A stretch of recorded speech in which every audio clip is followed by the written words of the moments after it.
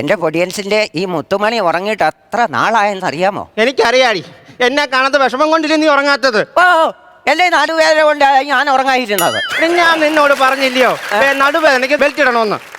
അപ്പൊ ഞങ്ങളുടെ വീട്ടിലെ പട്ടിയുടെ കഴുത്തെ ബെൽറ്റ് ഇട്ടിരിക്കുന്നത് പെടലിക്കുന്ന വേദന കൊണ്ടാണോ? ഇതിന് ഒരു മാറ്റവും ഇല്ലല്ലോ എന്റെ ദൈവം. ഒരു മാറ്റവും ഇല്ല. അയ്യോ പൊടിയും കൊച്ചാട്ടാ, നിങ്ങളിത് എന്തുവാ കാണിച്ചത്? എന്തോടി?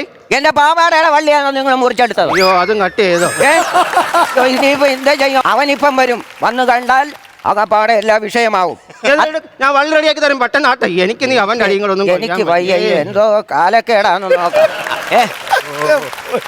ഓരോരോ എന്റെ അമ്മൂമ്മ ആരാ ചാക്കിലിട്ടോണ്ട് പോന്നേ? അമ്മൂമ്മേ അവൻ വന്നിട്ടുണ്ട്, ഒളിച്ചോ. അയ്യോ കരിങ്കാലിയല്ലേ കൊടുങ്ങല്ലൊരു വാഴണ പെണ്ണാള് കൊടുവാളെടുത്ത് ചുടുതാരികച്ചോരയിൽ നീരാടി. കത്തിക്കും.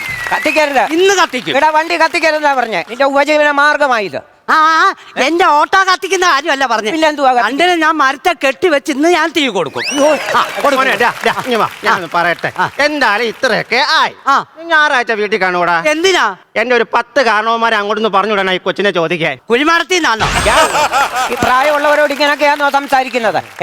നമ്മുടെ കുടുംബത്തിന് ചീത്തപ്പേര് നീ ഉണ്ടാക്കി വെക്കരുത്. പറഞ്ഞത് കേട്ടല്ലോ. ഉണ്ടായിരുന്നേ ആ. ചേട്ടാ, നിങ്ങൾക്ക് 2 ആമക്കളില്ലയോ? അതെ. അവന്മാർക്ക് വഴി കൊടുന്ന് ഇറങ്ങി നടക്കണ്ടേ? വേസ്റ്റ്.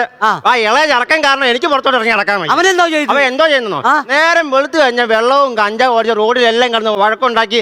ഇപ്പൊ നാട്ടുകാർ മുഖത്ത് എനിക്ക് നോക്കാൻ പറ്റത്തില്ല. അങ്ങനെയാണെ മൂത്തവൻ എന്ത്? മൂത്തവനല്ലേ കഴിഞ്ഞ ആഴ്ച വീട് കത്തിച്ചിട്ട് എടുത്ത് കിണറ്റി ചാടി. അതെന്തിനാ? ഫയർഫോഴ്സുകാർ വരുമ്പോൾ ഈ തീ അണയ്ക്കാനൊക്കെ ഉണ്ട്. അന്നേരം അവനെ കിണറ്റി അങ്ങനെ രക്ഷിക്കട്ടെ എന്ന്. എന്റെ പൊന്നോ, അത് ഞാൻ വേറെ പരിപാടി കാണിച്ചില്ലയോ? എന്റെ കാലെ കയറി കെട്ടിട്ടുണ്ടല്ലോ, ഞാൻ തലകീഴായിട്ട് മാവനത് കെട്ടിയിട്ട് അവൻ ഊട്ടി പോയേക്കുന്നു.